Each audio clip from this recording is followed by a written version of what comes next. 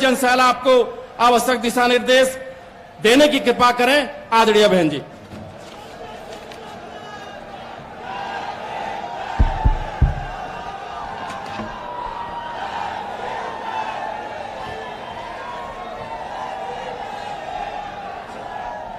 BSP की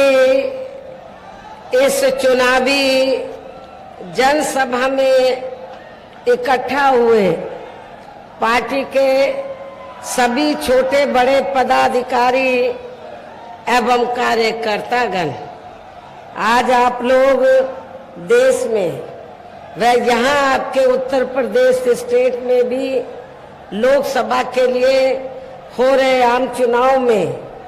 अपनी party के उम्मीदवारों के समर्थन में मुझे सुनने के लिए यहाँ इकट्ठा हुए हैं, तो उसके लिए मैं आप सभी लोगों का हार्दिक दिल से आभार प्रकट करती हूँ। वैसे आप लोगों को ये मालूम है कि हमारी पार्टी कांग्रेस, बीजेपी व अन्य किसी भी विरोधी पार्टी तथा गठबंधन आदि के साथ मिलकर नहीं, बल्कि अकेले ही अपनी पार्टी के बलबूते पर पूरी तैयारी व दमदारी के साथ ये चुनाव लड़ रही है। इसके साथ ही हमने टिकट बंटवारे के मामले में भी सर्व समाज के लोगों को उचित भागीदारी दी है, जिनको कामयाब बनाने के लिए अपनी पार्टी के लोग पूरे जी जान से लगे हैं। हालांकि आज यहाँ आपकी इकट्ठा हुई ये भीड़, वह भीड़ के जोश को भी देखकर अब मुझे भी एक काफी हद तक भरोसा हो गया है कि पिछली बार की तरह इस बार भी आप लोग अपने प्रदेश से या लोकसभा चुनाव में अपनी पार्टी का बेहतर रिजल्ट जरूर लाएंगे। इसके लिए अब मैं आप लोगों का ध्यान कुछ जरूरी बातों की तरफ दिलाना चाहती हूँ, और इस संबंध में विशेषकर मैं कांग्रेस, बीजेपी व इनके अन्य सभी सहयोगी दलों के बारे में ये कहना चाहूंगी कि आजादी के बाद शुरू में केंद्र व देश के काफी राज्यों में भी ज्यादातर सत्ता यहाँ कांग्रेस पार्टी के हाथों में केंद्रित रही है, किंतु इनकी अधिकांश मामलों में रही गलत नीतियों व गलत कार्य प्रणाली आदि की वजह से ही फिर इस पार्टी को केंद्र व काफी राज्यों की भी सत्ता से बाहर होना पड़ा है, तथा यही स्थिति इनकी सहयोगी पार्टियों की भी बनी रही है, जिसके कारण ही फिर पिछले कुछ वर्षों से बीजेपी व इनके सहयोगी दल केंद्र एवं काफी राज्यों की भी सत्ता में काबिज हो गए हैं, लेकिन इनकी भी ज्यादातर रही जातिवादी, पूंजीवादी, संकीर्ण, सांप्रदायिक व द्वेषपूर्ण नीतियों एवं कार्य प्रणाली आदि से तथा इनकी कथनी व करनी में भी काफी अंतर होने की वजह से अब ऐसा लगता है इस बार ये पार्टी भी यानी कि भारतीय जनता पार्टी भी केंद्र की सत्ता में आसानी से वापस आने वाली नहीं है, बशर्ते यदि ये चुनाव इस बार फ्री एंड फेयर होता है तथा आम चर्चा के मुताबिक वोटिंग मशीनों में भी कोई गड़बड़ी आदि नहीं की जाती है। और वैसे भी इस बार चुनाव में इनकी कोई भी पुरानी एवं नई चल रही नाटकबाजी, जुमलेबाजी व गारंटी आदि काम में आने वाली नहीं है, क्योंकि अब देश की जनता काफी हद तक इस बात को समझ चुकी है कि इनकी पार्टी ने अब तक देश के विशेषकर गरीबों, कमजोर तबकों, मध्यम वर्गीय एवं अन्य मेहनतकश लोगों को जो इन्हें अच्छे दिन दिखाने के असंख्य प्रलोभन भरे वायदे किए हैं तथा अनेकों हवाई व कहवाई व कागजी गारंटी आदि भी दी है, तो उनका जमीनी हकीकत में अभी तक इन्होंने लगभग 1/4 हिस्सा भी कार्य पूरा नहीं किया है, बल्कि इसके स्थान पर इनका ज्यादातर समय व ताकत भी या इनके अपने चहेते रहे बड़े बड़े पूंजीपतियों एवं धन्ना सेठों को ही ज्यादा से ज्यादा माला माल व धनवान आदि बनाने में तथा उन्हें हर स्तर पर छूट देने व बचाने में ही लगी रही है, जिनके अधिकांश आर्थिक सहयोग से ही ये पार्टी व अन्य पार्टियां भी अपना संगठन चलाती हैं तथा चुनाव आदि भी लड़ाती हैं, जिसका काफी कुछ खुलासा बॉन्ड की आई रिपोर्ट से भी हो जाता है। और इस संबंध में मैं आप लोगों को ये बताना चाहती हूँ कि अभी कुछ दिन पहले माननीय सुप्रीम कोर्ट ने बॉन्ड के बारे में जो रिपोर्ट का खुलासा किया है, तो उससे ये स्पष्ट हो जाता है कि इस देश में कांग्रेस, बीजेपी व अन्य विरोधी पार्टियों ने यहाँ बड़े बड़े पूंजीपतियों व धन्ना सेठों से अपनी पार्टी के संगठन को चलाने के लिए व चुनाव आदि लड़ाने के लिए तो इन्होंने अरबों खरबों रुपया इस देश के बड़े बड़े पूंजीपतियों व धन्ना सेठों आदि से लिया है। लेकिन उस रिपोर्ट में ये भी स्पष्ट है कि देश के अंदर बहुजन समाज पार्टी ही अकेली एक ऐसी पार्टी है जिसने एक भी रुपया अपनी पार्टी के संगठन को चलाने के लिए व चुनाव आदि लड़ाने के लिए तो देश के किसी भी पूंजीपति व धन्ना सेठ से नहीं लिया है। और इतना ही नहीं, आप लोगों को ये भी मालूम है कि हमारी पार्टी कैसे संगठन चलाती है, कैसे चुनाव आदि लड़ाती है। हमारी पार्टी दूसरी पार्टियों की तरह बड़े बड़े पूंजीपतियों व धन्ना सेठों से अरबों खरबों रुपया लेकर ना तो संगठन चलाती है और ना ही चुनाव आदि लड़ाती है, बल्कि हमारी पार्टी अपनी पार्टी के मेंबरशिप के जरिए जो धन इकट्ठा होता है, मेरे जन्मदिन के मौके पर जो धन इकट्ठा होता है पार्टी के लिए और चुनाव के दौरान भी जो कार्यकर्ताओं से थोड़ा थोड़ा धन इकट्ठा होता है, तो उस धन से हमारी पार्टी अपने संगठन को चलाती है और चुनाव आदि भी लड़ाती है। ये आप लोगों को अच्छी प्रकार से मालूम है। इसके साथ ही अब ऐसा लगता है कि कांग्रेस पार्टी की तरह ही बीजेपी ने भी केंद्र की तमाम सरकारी जांच एजेंसियों का ज्यादातर राजनीतिकरण ही कर दिया है। इसके अलावा देश के किसान वर्ग भी वर्तमान बीजेपी की सरकार में शुरू से ही अपनी विभिन्न समस्याओं को लेकर काफी ज्यादा दुखी व परेशान रहे हैं और अभी भी हैं। जबकि यूपी में 4 बार हमारी पार्टी की रही सरकार ने इनके हितों का भी हर स्तर पर पूरा ध्यान रखा है। आप लोगों को मालूम है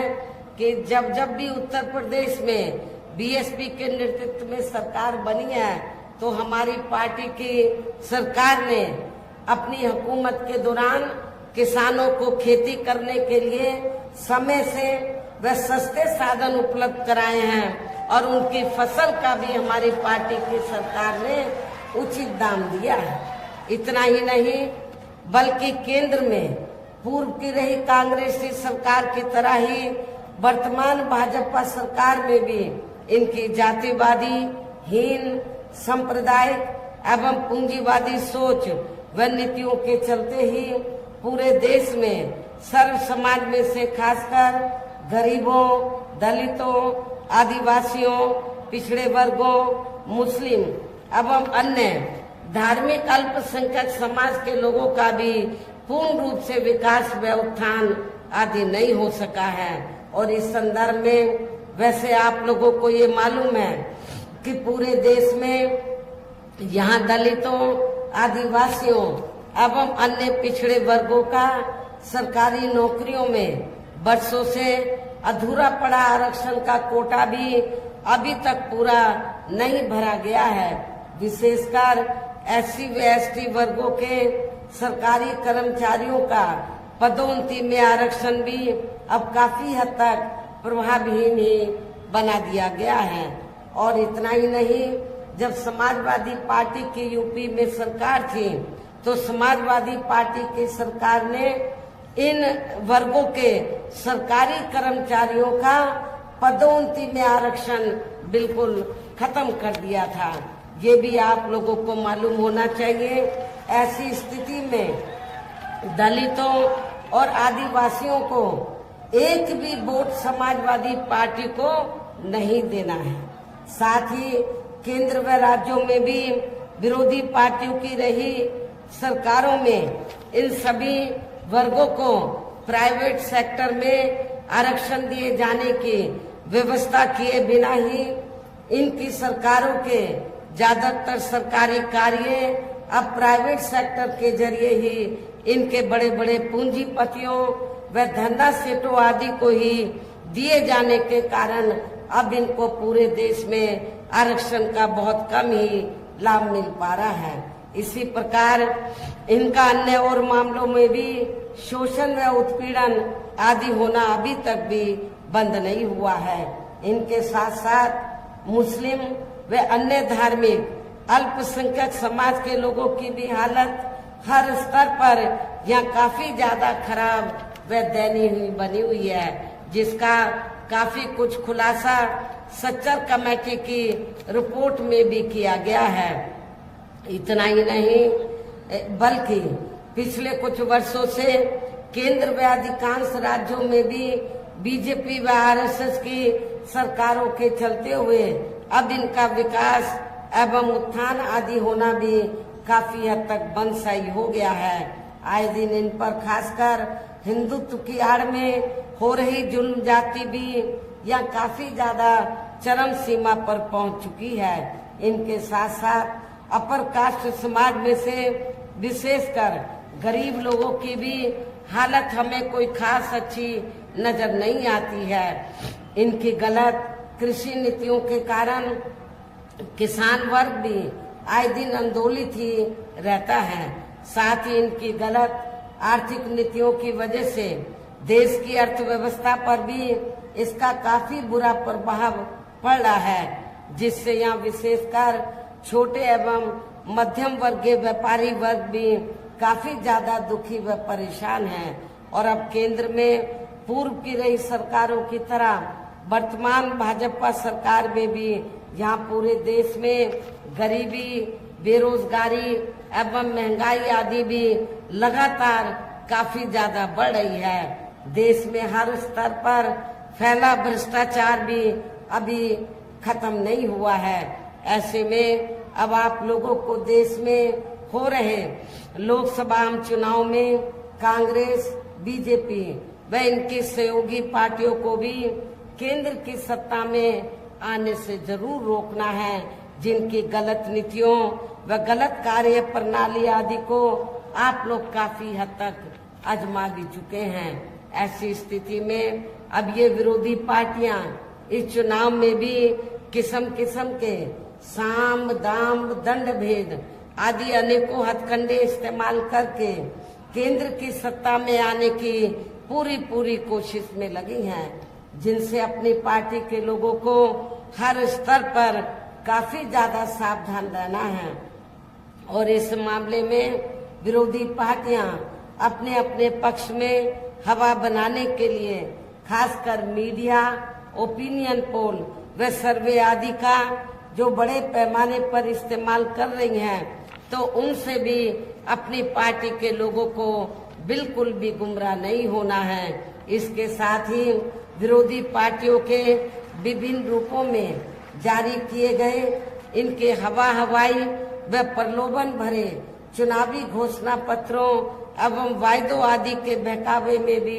अपनी पार्टी के लोगों को कतई नहीं आना है, जिन्हें ये पार्टियां चुनाव खत्म होने के बाद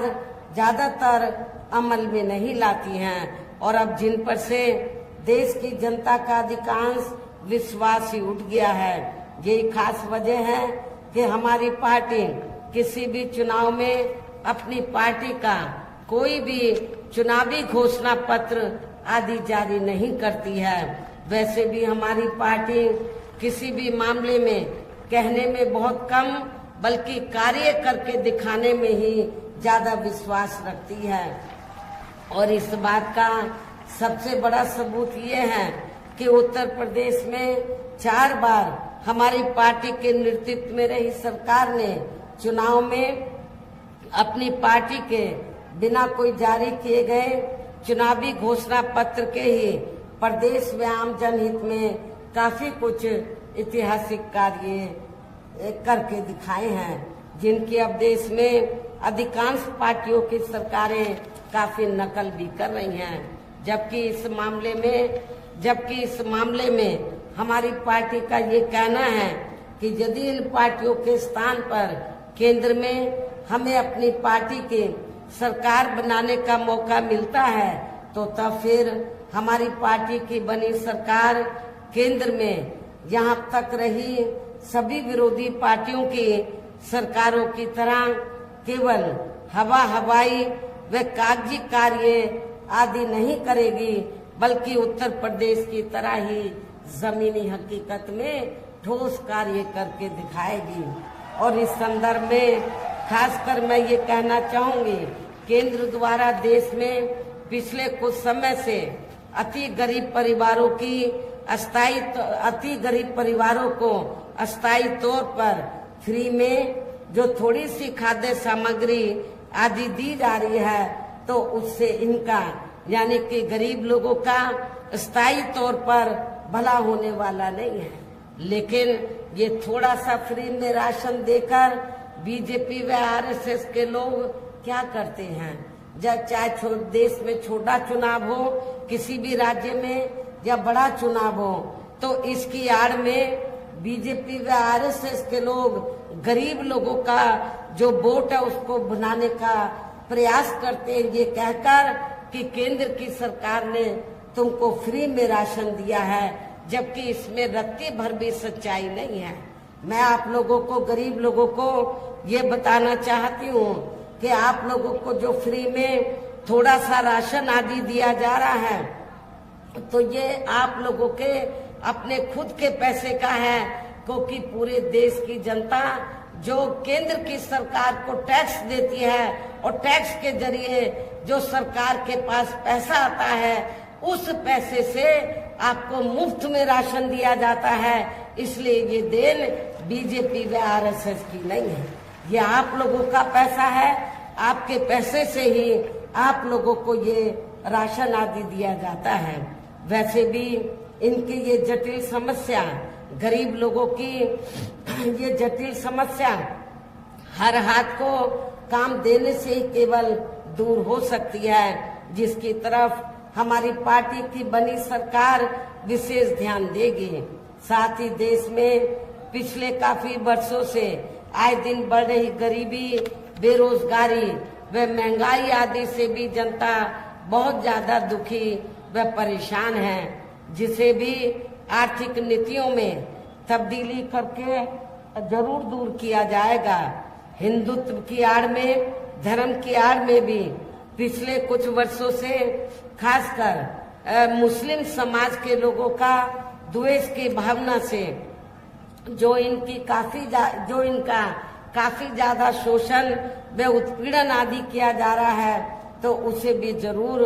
रोका जाएगा। और ये सब हमने अपनी यूपी की रही सरकार में करके भी दिखाया है।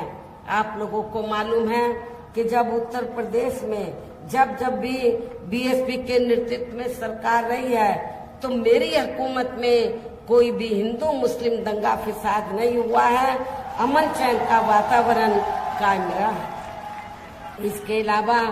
हमने यूपी में सर्व समाज में से गरीब एवं बेरोजगार लोगों को बेरोजगारी भत्ता आदि न देकर उन्हें बड़ी तादाद में रोटी रोजी के साधन भी उपलब्ध कराए हैं। जो अब ये कार्य भी अधिकांश ठंडे ही पड़े हैं, जिनको फिर केंद्र में बीएसपी की सरकार बनने पर प्राथमिकता दी जाएगी। कहने का तात्पर्य ये है कि देश में इस समय हो रहे लोकसभा चुनाव में विरोधी पार्टियों के जारी किए गए उनके हवाई व प्रलोभन भरे चुनावी घोषणा पत्रों आदि के बहकावे में अब यह खासकर देश के अति गरीबों, मजदूरों, बेरोजगारों एवं अन्य मेहनतकश लोगों को बिल्कुल भी नहीं आना है और अब इन्हें ऐसी सभी विरोधी पार्टियों को हर हालत में केंद्र की सत्ता में आने से जरूर रोकना है, जिनकी कथनी व करनी में काफी अंतर रहा है तथा जिन्हें ये लोग वर्षों से आजमा भी चुके हैं। ऐसे में अब मेरा यही कहना है कि आप लोगों को अपने खुद के व अपने प्रदेश, क्षेत्र एवं देश के भी हित में अपने वोटों को या कांग्रेस, बीजेपी व अन्य विरोधी पार्टियों को न देकर केवल अपनी एकमात्र हितैषी पार्टी बहुजन समाज पार्टी को ही देना है, जो ये पार्टी उत्तर प्रदेश की तरह ही देश में भी अपनी पार्टी की सरकार बनने पर फिर पूरे देश में यहाँ अपनी पार्टी की सर्वजन हिताय व सर्वजन सुखाय की नीतियों पर आधारित ही सरकार चलाएगी। इसके साथ साथ केंद्र से जुड़ी आपके क्षेत्र की जो भी यहाँ स्थानीय समस्याएं होंगी तो उन्हें भी फिर दूर करने का हर संभव पूरा प्रयास किया जाएगा। साथ ही यहाँ गरीबों, मजदूरों, बेरोजगारों, कर्मचारियों, किसानों, छोटे व्यापारियों एवं अन्य मेहनतकश लोगों के हितों का भी विशेष ध्यान रखा जाएगा। सर्व समाज में से खासकर दलितों, आदिवासियों, पिछड़े वर्गों, मुस्लिम व अन्य धार्मिक अल्पसंख्यक समाज के लोगों के विकास व उत्थान के साथ साथ हर स्तर पर इनकी सुरक्षा आदि के लिए भी सख्त कदम उठाए जाएंगे और तभी फिर यह वास्तव में अपने देश के महान संतों, गुरुओं व महापुरुषों में भी विशेषकर महात्मा ज्योतिराव फूले, श्री छत्रपति शाहू जी महाराज, श्री नारायण गुरु, बाबा साहब डॉक्टर भीमराव अंबेडकर एवं मान्यवर श्री कांशीराम जी आदि का अधूरा रहा सपना जरूर साकार हो सकता है, जिनको यूपी में हमारी पार्टी की रही सरकार द्वारा हर स्तर पर पूरा आदर सम्मान दिया गया है। लेकिन ये सब विरोधी पार्टियों को अच्छा नहीं लगा है।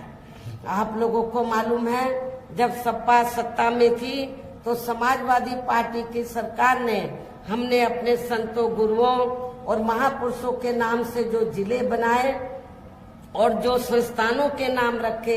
काफी हद तक ये सपा की सरकार ने वो नाम बदल दिए। इससे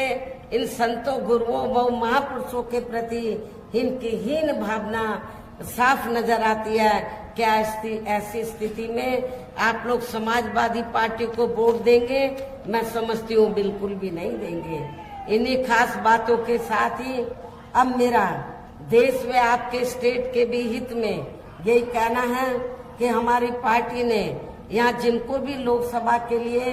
चुनाव के मैदान में उतारा है, जो आपके सामने मंच पर भी, जो आपके सामने